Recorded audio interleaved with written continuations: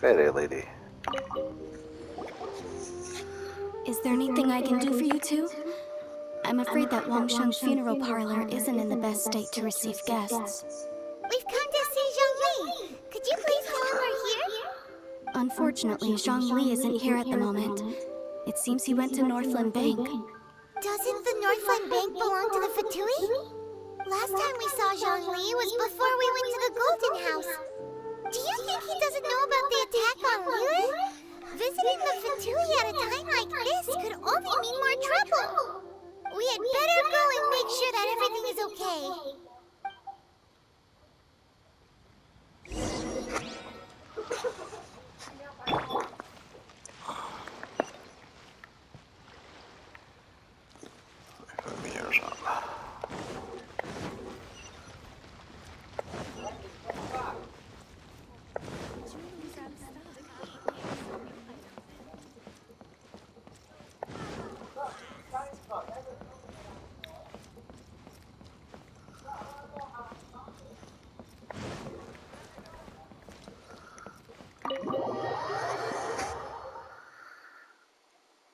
You call this cooperation between Harbingers?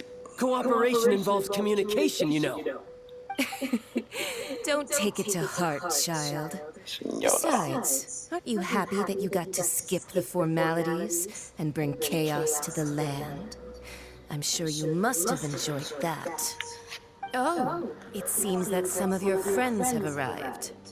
Hey, it's Zhongli and Child. And you! You're also one of the Harbingers? It's you two. I believe we've met once before. In the city of Bards, was it? I'm glad you still remember my name. Ah, right.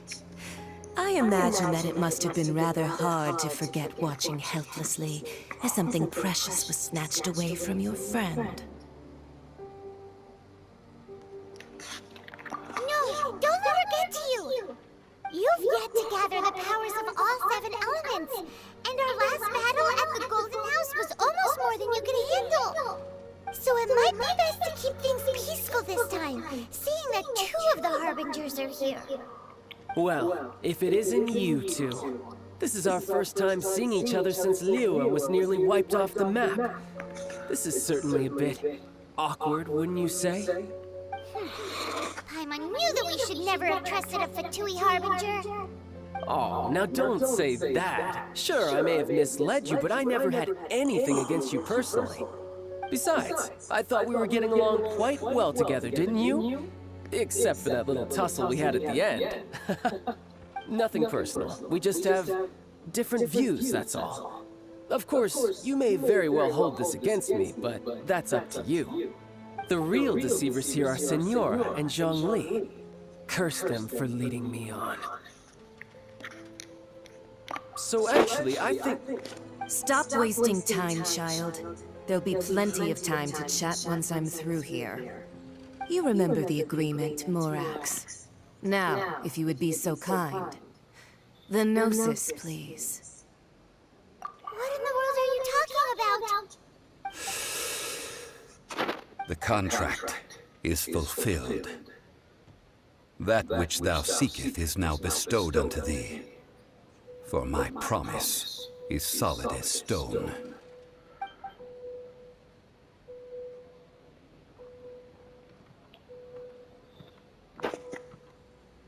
How sanctimonious. What? So you're the Lord of Geo? No, wait! That's an exciting twist and all, but why give the Gnosis to the Fatui? I do not give it for free. I give it as agreed upon in the contract. For it is a matter solely between the Tsaritsa and I. Yeah, you don't think you went a little bit too far with that whole fake death thing? Everyone was preparing the ceremony for you and splat! This big dragon falls out of the sky and all of Liyue goes into an uproar. Talk about a disaster. Gathering all the forces that had been bubbling behind the scenes, and then stirring them together in a pot that was bound to boil over. That's what he wanted to see. Am I right? Wait, what? Perhaps it's best that I explain. As you know, I've dwelt upon this world for more than 6,000 years. It is now 3,700 years ago that I founded Liyue together with the Adepti. Even boulders that can withstand whirlpools will erode with the passing of time. I kept convincing myself that cracks had not begun to form, and that the end of my time had not yet come. Until one drizzly day, as I was strolling along the harbor, I heard a merchant tell one of his workers, "You finished your duties. Go ahead and call it a day." I stood motionless among the crowds, asking myself, have I already finished my duties? Oh, Zhongli. But as I began to consider relinquishing my divine role, I soon discovered that many reasons still remained to not hastily depart. Was Liyue, the city I had dwelt in for so long, already prepared to enter its next age? I decided that a test was needed in order to reveal the answer. So I feigned my own death, and gathered the cast of Child, the Adepti, and the Liyue Qixing to play their roles together on the stage that was Liyue. That's right, which is why I continued to safeguard the Gnosis until now. So you mean that if the chaos ever reached the point of no return, you would simply appear and use your divine powers to bring Liyue back under control? Of course, and it would have been all too easy for him too. Just as a child quickly matures after losing their parents, so has Liyue matured when faced with the death of its deity. In the end, the resolution to all that has transpired was even more satisfactory than I could have hoped for. Take the Adepti, for instance. Owing to their years of seclusion, they were the least informed. Yet when faced with a crisis, they commendably showed the greatest amount of restraint possible. Not only did they manage to cooperate with the Qixing, but in the end, they even made efforts to understand the hearts of the people. Credit is also due to Signora, the emissary dispatched by the Cryo-Archon to fulfill our contract. At my request, she kept everything she knew in strict confidence. This despite the eavesdropping ears of her colleague, Child. This meant I could remain as Zhongli, even having the chance to fulfill the age-old traditions of Liyue in this mortal form. Thank you for joining me on this journey, Traveler. All of these things turned out as I had planned. There is only one thing that I had not anticipated, and that was the conduct of the Liyue Qixing. I had expected them to do no more than the Adepti, to come to the defense of Liyue. But when all was said and done, they seized the opportunity to supplant Liyue as divine protectors, and used the subsequent power vacuum left by my death to quickly gain complete control of Liyue. Huh? That doesn't sound good at all. On the contrary, I think it is excellent. I had always feared that it was too soon for them to take over from me. And it was also that which I longed for the most. As such, this is the best parting gift anyone could have given this god of old. Hey, what about me? Doesn't anyone feel the least bit of remorse for deceiving me? You've practically kept me in the dark. I think that thanks would be more appropriate. You certainly played no small part in all of this, wreaking havoc and turning the city upside down. The Lord of Geo ought to thank you for your performance, if anything. If you hadn't created the pressure of a battle between mortals, Adepti, and a god, the lump of coal resting in the hands of the Geo-Archon, Liyue would never have been able to become a dazzling diamond of a city. Huh? Just whose side are you on, mocking me like that? Are you itching for a fight? Be that as it may, you've come out of this as the hero of Liyue. I, on the other hand, will be forever prescribed as a disturber of the peace, no? Well then, with the Gnosis in my possession, I have no use for such idle chatter. We should return to Zappolyarny Palace and seek an audience with Her Majesty, the Tsaritsa. Come, child. Fine. I'll meet you there later. I'm not sharing a boat with the likes of you. Do as you wish.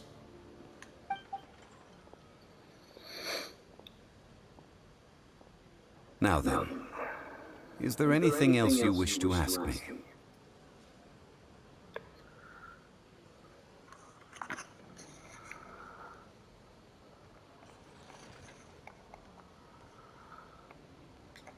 Right! As Zhongli always told us, a good trade is a fair trade. Paimon has no idea what could be a good trade for a Gnosis. Realistically speaking, there is no such thing. Huh? However, I am the god of contracts. For thousands of years, I have made countless contracts. If the deal was of no benefit, then I certainly would not be inclined to agree to it. My agreement with the Cryo-Archon will be the last of my contracts as the Geo-Archon.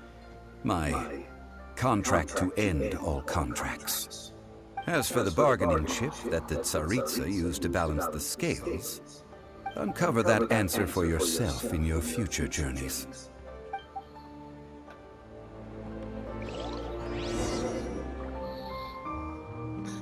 Oh, well.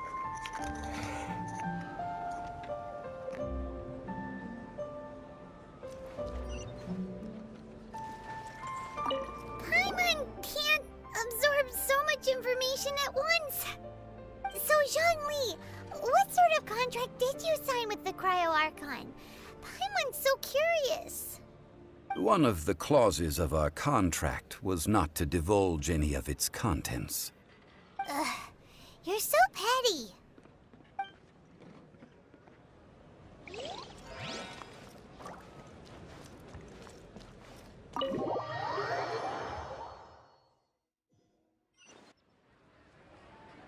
Today's the day of the rite of parting. Although the star of the show is fake, we spent so much time trying to organize it, it would be a real shame not to go there now.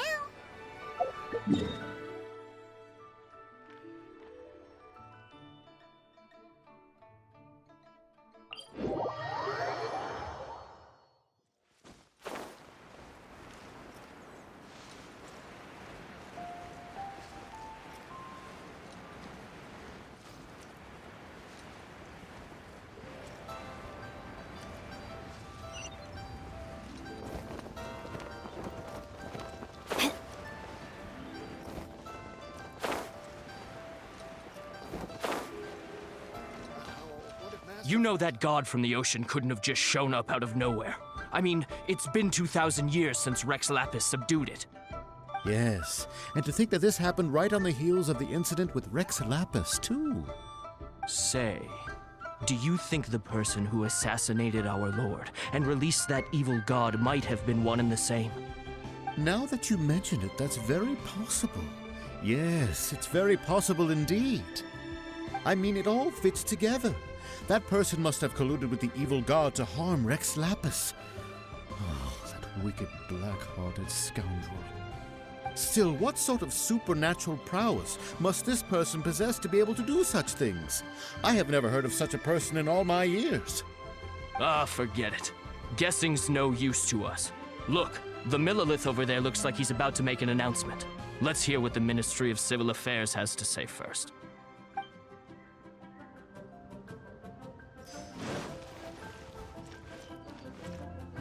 Well, since we're going through with this rite of parting, I guess it means that those rumors hit the nail on the head. So Rex Lapis is really... But they didn't catch the culprit, did they? Oh, come on. Do you think that the assassin could have been a normal person? You know what I think. I don't think any of the gossip on the streets you hear from those shady types is worth anything. There's only one real possibility in my mind. I've heard that the assassin was that Fatui fellow.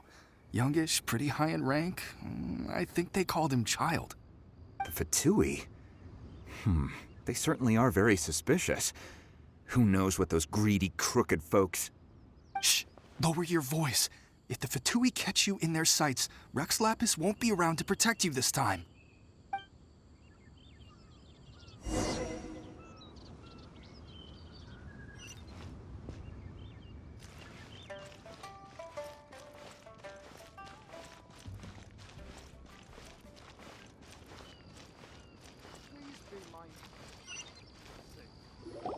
Hear ye all!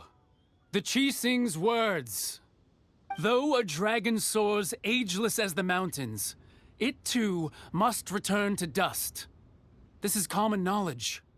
Gods and Adepti live glorious lives, but both light and shadow have their season.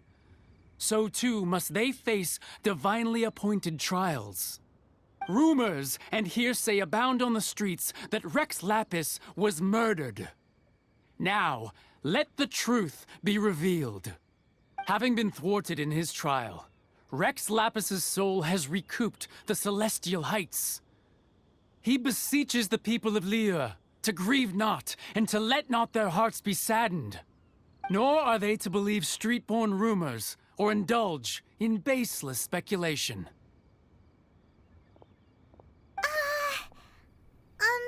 Paimon needs a translation on what the Qixing's announcement said. So that's how they're spinning it. Something feels off. Why would they suddenly give up looking for the murderer? Not to mention how this excuse sounds like something they just made up on the spot. Could the Qixing already have known that Rex Lapis wasn't dead? But Zhongli said that neither they nor the Adepti knew anything. Did Zhongli tell them in secret after his gnosis changed hands? Exactly, right? Ooh, seems like the rite of parting has been going on for a while now. Let's go have a look.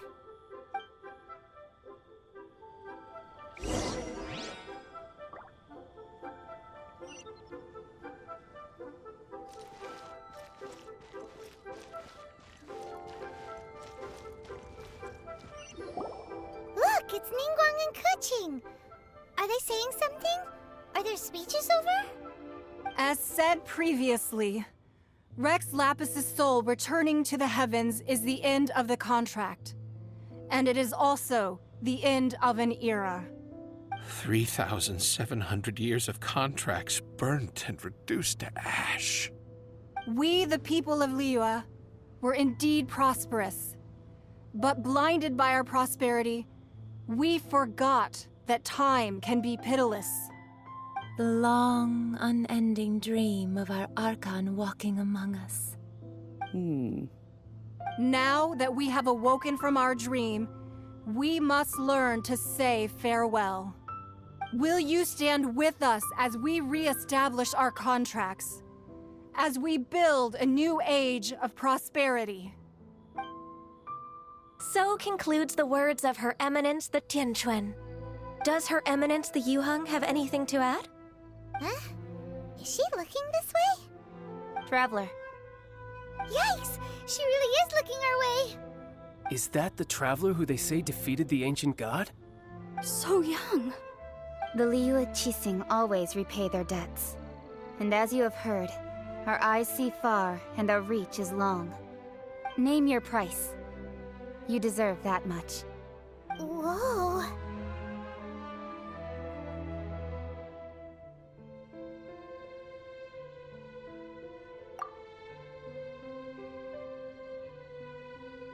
Well, could you help me put up some missing person posters?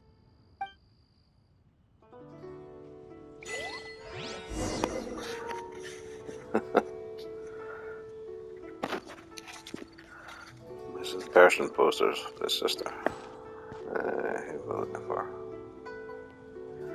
Talk to people, take part in the rite. So, be paid money. Rex Lapis.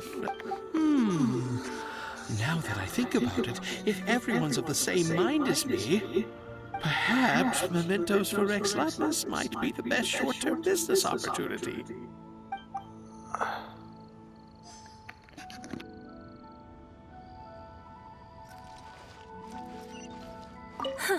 And to think I'd put my best perfume on before coming here, thinking you'd like it.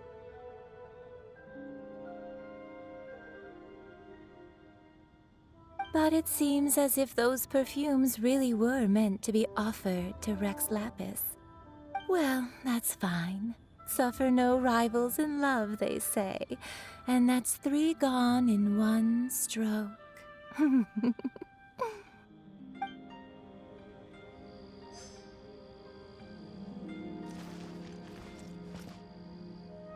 As for the mortals and Adepti of Liyue, what shape shall our relationship take from now on?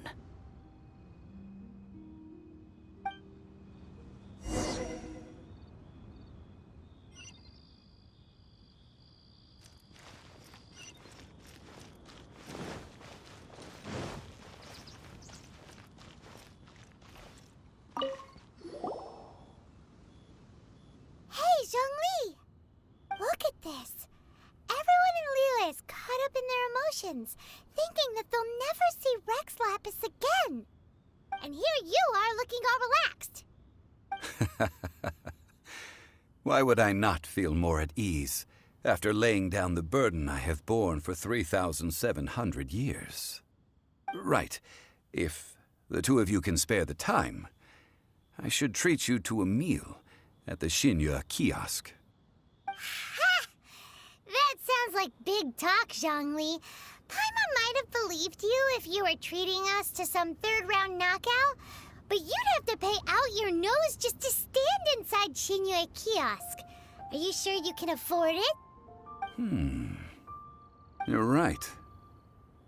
I do like the Mora. But why would Morax lack Mora? As the Rex Lapis Morax, I can easily create Mora. But since I have chosen to walk this earth as the mortal Zhongli, I should abide by the same rules that mortals do. When I was journeying with you, though I still had the Gnosis in hand, I knew that I must soon retire from my role as an Archon, so I had to rehearse a little for my new life. Oh, no wonder! Paimon gets it now. You didn't look at the price tags when we were spending because you've never had to. But since you weren't used to not being able to just make more Mora as and when you wanted to, you had to try becoming a parasite to society who lives off of other people's credit. Well, we were only spending Fatui money. You don't have to say it like that. In the City of Commerce, we do not merely exchange money or goods. We also exchange knowledge, memories, and foresight, as well as positions, roles, and lives. The Archon Morax could never experience life as the true mortal Zhongli could, no matter how many times he descended to be with his people. I must thank you for that. I will treasure the memories that I made as Zhongli, traveling the streets of Liyue with you. That is true. But there is no journey that does not end. No meetings without partings. Paimon thinks that we should make a move and continue our search for the 7. I fear that continuing your journey may be difficult. The nation that neighbors Liyue by sea, Inazuma, is presently closed. Yes, the nation has been closed by order of its deity, the Electro-Archon Ball. And just as the people of Liyue preferred to call me Rex Lapis, she too goes by another name among locals in Inazuma. Paimon thinks we've heard that one before. Raiden? That is the case. And since Raiden is also the Shogun of Inazuma, people call her the Raiden Shogun. That said, though people at the wharf were saying that the situation in Inazuma is very tense, Paimon doesn't remember that always being the case. It wasn't that bad last year. Zhongli, since you're Rex Lapis, shouldn't you know something about what's happening there? Just how did Inazuma become a closed nation? It's because of visions. Visions? When faced with circumstances beyond their control, humans often bemoan their lack of power. But if a person shows true strength of will at a desperate and fateful moment in their life, the gods will look upon them with favor. This is what visions are. Magical foci bestowed upon those who have been acknowledged by the gods. Uh-huh. That's how people in Teyvat see it. But starting from last year, the Raiden Shogun began promulgating the Vision Hunt Decree. Vision Hunt Decree? Yes.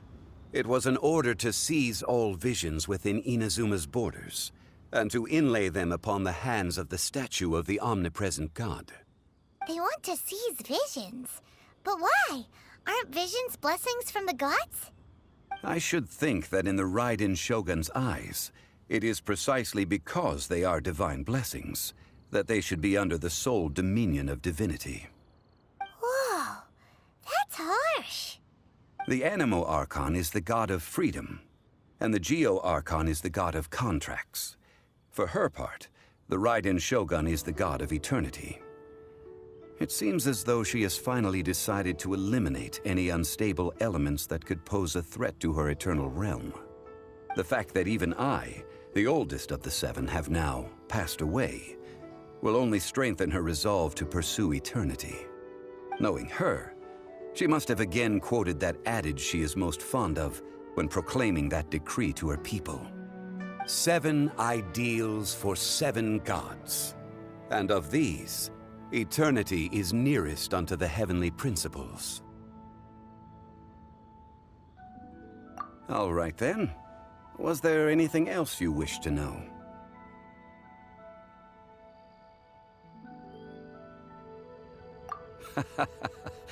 Ah, that was a good one. Failing a divine trial. How they came up with that excuse, I will never know. That said, the reason why the Qixing were so eager to resolve the incident and stop pursuing the culprit was indeed because they received news in secret that Rex Lapis was not dead. I hinted as much to the Adepti as well. How did I accomplish that, you ask? Have you ever heard of this particularly convenient Adepti art known as gifting dreams and visions? All right then. Was there anything else you wish to know?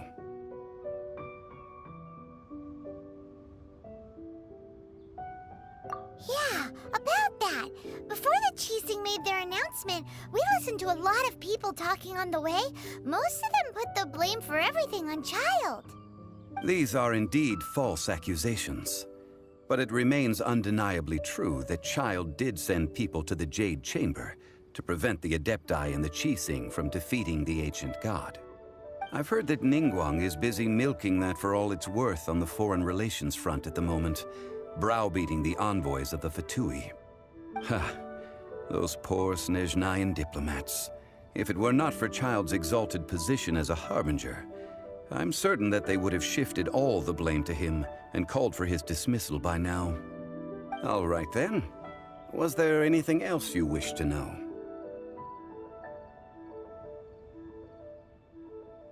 The time of the Adepti has long passed. If even the Liyue Qixing don't want to face that truth, then what future is there for Liyue? Kuching is absolutely right in saying this. Now, though I did laud Ningguang's desire for power, believing this to be a good thing, and thought as a matter of course that she must have been behind the Qixing's plan to take governing power over Liyue from the hands of the gods and Adepti, could the original person who brought up the idea of seizing power have been... All right then. Was there anything else you wish to know?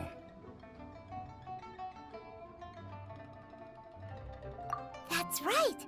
Zhongli, now that you don't have your gnosis, what's going to happen to all the Mora in Teyvat? Since Morax is dead, are they all just gonna disappear? Also, isn't the Golden House the only mint in the entire continent? Will it even continue to work? The Mora present now will not vanish. But the Golden House will indeed have to cease operations for a lengthy period of time, since creating Mora requires the use of the Geo-Archon's power. This is terrible! We're all about to run out of Mora! The world is coming to an end! Yes, this is indeed a major issue from a financial standpoint. Well, I suppose we'll just leave such troublesome matters to the Liyue Qixing to debate. Then, did you at least set some private funds aside for yourself? Oh, a private fund. This does seem like a good, logical, common-sense idea. It's a shame. What's a shame? It's a shame that I didn't think of it at the time. All right, then. Was there anything else you wish to know?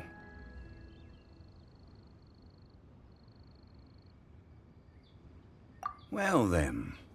I suppose you'll have to find a way to get inside this closed nation. Have patience. I suspect that some serendipity must first come into play.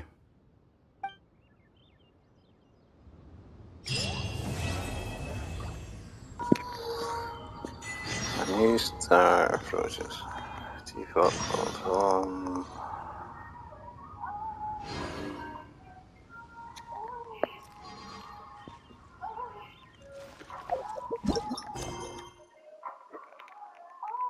Navigate.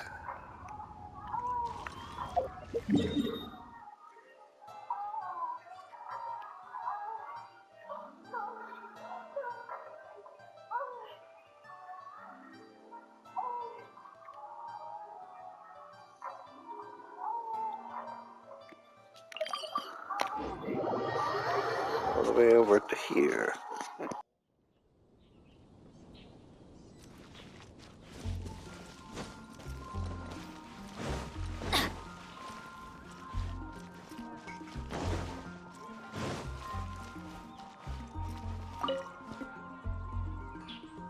Traveler, please, over here. It has been a while since you joined the Adventurers Guild. Are your adventures going smoothly? Is that so? Apart from your own skills, reliable teammates are also indispensable when adventuring. Another person to count on is always good after all. But recruiting such dependable companions is no easy matter, is it? Yep, and it's even harder to get a guide as good as Paimon. Ah, yes. I do have some information that may be of help to you. Let me consult our records. Ah, there it is. There's been a certain blonde stranger who arrived in Mondstadt lately, dressed in most unusual clothes. Blonde. Dresses all funny. It feels like Paimon's heard this one before. Wait! Do you mean... Does that stranger's face look anything like his? Like the honorary knights? No, they couldn't look more different. This stranger... Seriously? How does this have anything to do with Kaya? I just can't prove that you're related anyway. That stranger declined the guild's invitation, so I can't say that I know anything about the relationship between him and Mr. Kaya. Nonetheless, you can look for him if you're interested. Perhaps he might accept your commission instead. After all, it is not uncommon for some adventurers to not want to be limited by the guild, but be happy to accept a fellow adventurer's requests. And should the stranger be a strong adventurer indeed, he would certainly be a big help on your journey.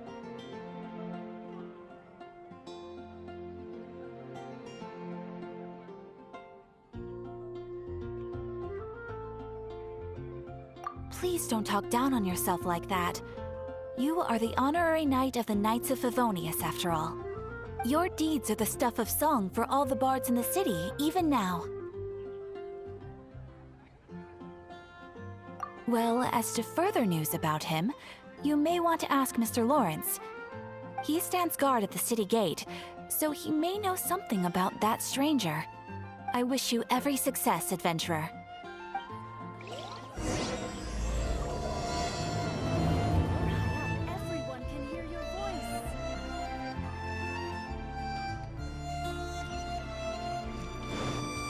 Off we go!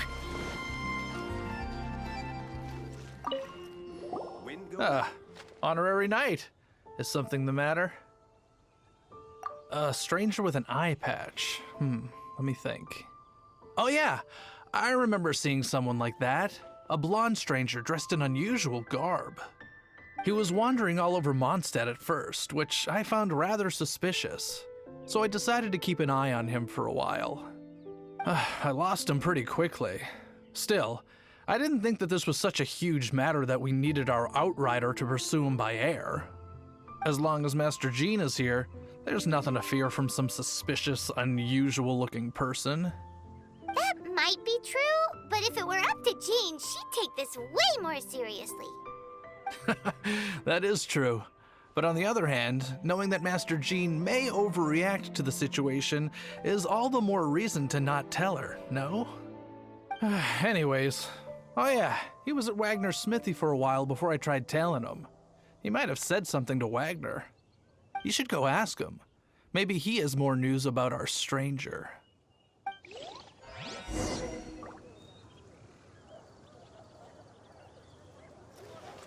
Okay, off to the welder. Blacksmith.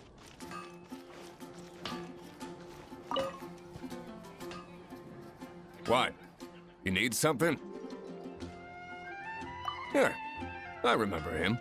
He showed up a few days ago asking to buy a bunch of forging materials. Can't say I've heard of any of the materials he mentioned, though. He then had a look at the weapons in my shop before leaving. I've heard that he can be found drinking at the Angel's Share. If the Knights or the Guild want to get hold of him, that's the only place to be. The Angel's Share? Well, Master Diluc probably has his eye on that stranger too, then. Anyway, let's go to the Angel's Share and have a look.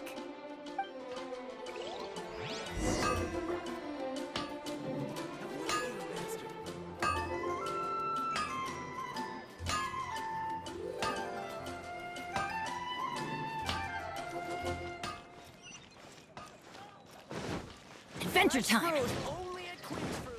Off we go! Jewels from Liyue. Come take a look.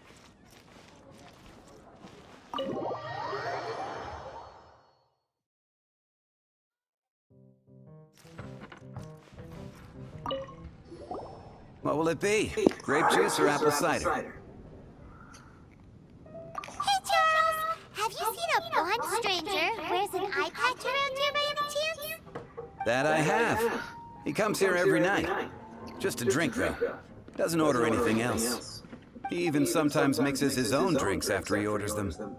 I don't know anything else about him, but from his selections and mixes, I'd say that he's quite the connoisseur. And what's Master Diluc's opinion? Why, I just gave it to you. Quite the connoisseur. Investigating everything as always. Guess that's Diluc for you. If you're looking for that gentleman, he ordered some new bottle of wine in advance yesterday. So he should be here today, too. There's too many raucous patrons on the first floor, so if you want to wait, best to go to the second.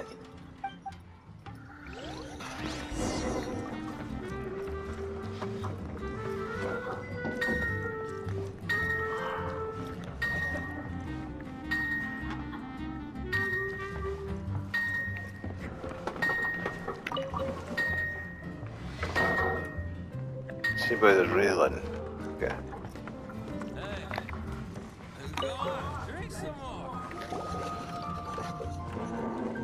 Ah, welcome, sir. The wine that you previously ordered is here.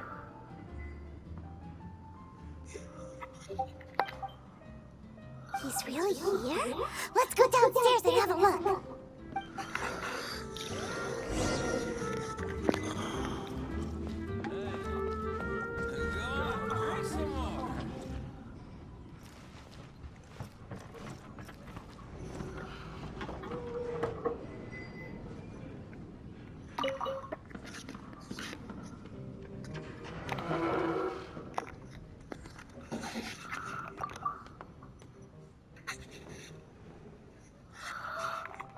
Wow, he's got no intention of paying us any mind, huh? A traveler, you say? Why are you traveling? Well, that's as good a reason as any. Sit down over there, then. So, guess we've broken the ice. What a weird guy. That little one beside you. We're the best of friends. It's indeed a good thing to have someone accompany you on your travels. My name's Dainsleif. I suppose you have some business with me? Sure. He was so cool just a moment before. Paimon's got a bad feeling about this. But I will require advance payment. 500 mora, and 3 answered questions. The 500 is a one-time fee, and we'll settle the questions in a moment. That's it. Well, now Paimon's got a really bad feeling. That kind of compensation can't be right. Ah, thank you. Now, as for my questions, I'd like you to answer them here and now. The answer to a question says nothing about right and wrong, only about differences in attitude. I only wish to know what your choices are. You need only answer. Question 1. The crisis Mondstadt faced was resolved by an alliance between yourself and that Animo Archon who calls himself Venti. Who, in your view, was the key to ending that crisis? I know everything that I should. Well, answer the question.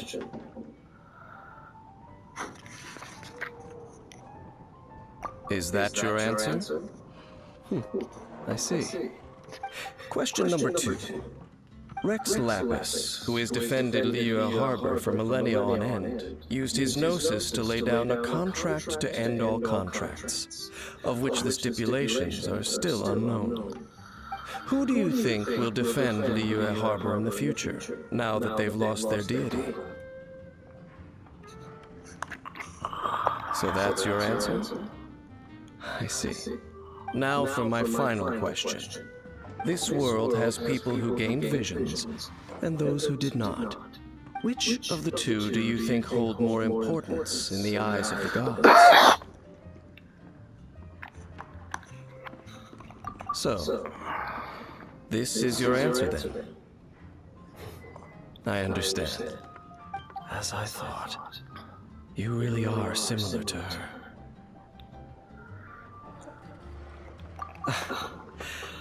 I'll take that 500 more. And now I also understand your views on this world. As we agreed, you may now commission me. That said, I only take commissions related to the Abyss Order. Like you, I am currently on a journey. You intend to find your sibling, while I wish to oppose the Abyss. Ugh. Those creatures that serve the Abyss are the fangs and claws by which the Order spreads chaos in this world. I have come to Mondstadt this time while on the trail of an Abyss Herald. An Abyss Herald? An even more twisted abyssal being, one that commands the Abyss Mages. Oh, that's right! We've just been fighting against the Fatui and Liyue, who are human too! We haven't encountered the non-human Abyss Order at all! There's some reason behind that, I'm afraid. It's possible that they may have been under orders to avoid your path. Oh, that does sound pretty dangerous. Maybe they're looking for a better time to ambush us or something. Uh-huh! We're super-duper strong! That manner, it's just like hers. Well then, let's go see for ourselves, shall we? According to the leads I have on hand, the Abyss Order has re-infiltrated the Temple of the Falcon. Let's meet up at the temple. Perhaps your questions about the Abyss will be answered there.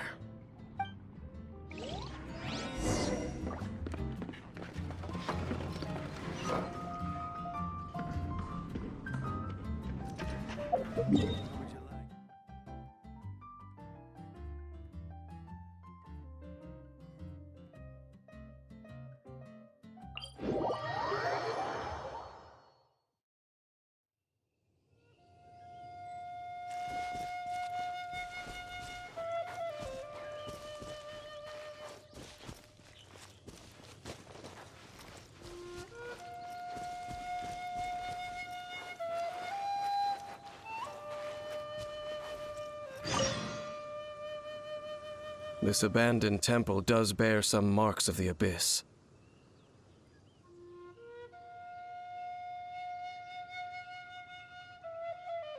The Falcon of the West.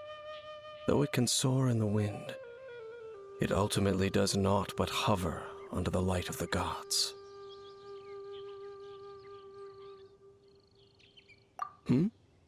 Oh, it's nothing. Let's head inside.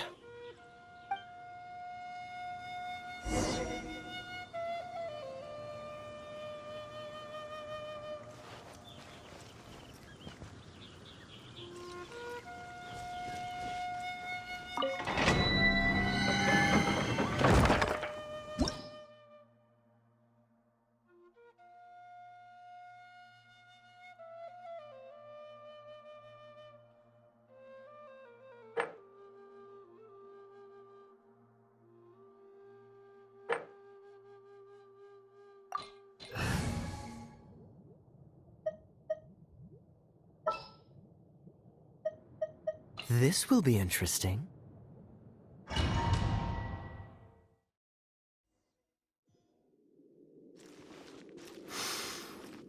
The scent of the Abyss is getting stronger. It's not far now. Paimon wonders what the Abyss Heralds look like. Do they look something like the Abyss Mages? Let's head further in first. If we do see that creature, that'll spare me the explanation either way. I maybe take this as a stopping point, and I'll do another one.